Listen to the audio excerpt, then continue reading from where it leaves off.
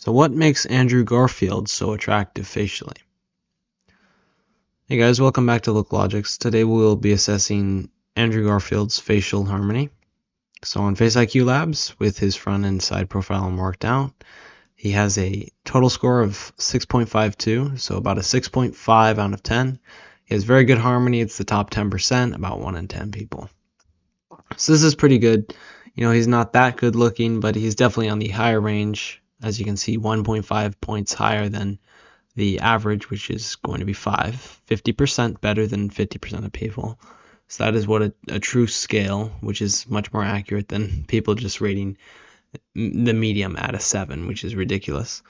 So these were the best photos I could find. I think his side profile is one of the best pictures I could find for someone to rate the face, and if we zoom in, then you'll see that it's not cropped on the top of the head or the occipital ridge either. So this is a great photo. It's undistorted. This one is, he's making a slight facial expression, but it was still usable, and I think the accuracy is pretty good. His side view gets a 6, his front view gets a 6.81, so pretty good overall.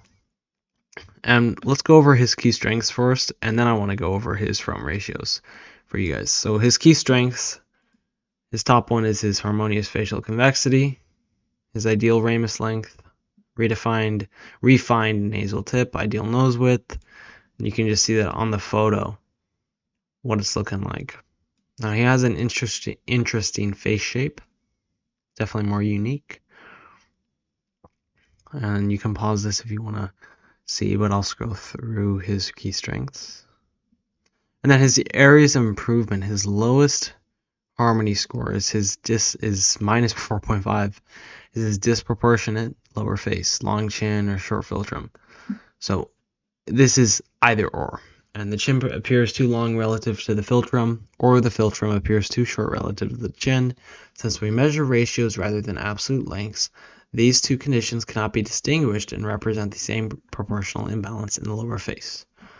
So you can see what's going on here. Very short philtrum right here. There's not much space. And then regarding his chin, how it connects to this measurement. There are his areas of improvement. There are 11 more here. You can pause if you want to see it. Overly round eye shape for sure. Not those hunter eyes. They're pretty good overall, but they're just not really in a good shape.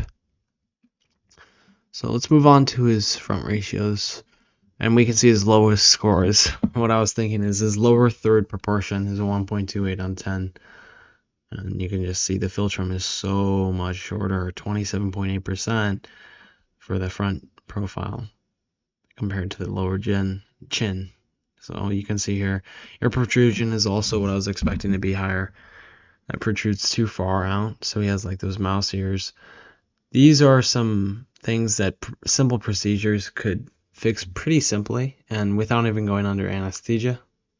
So he could get a ear fold back, which is like $2,000 in the United States or anywhere in the country or anywhere across the world.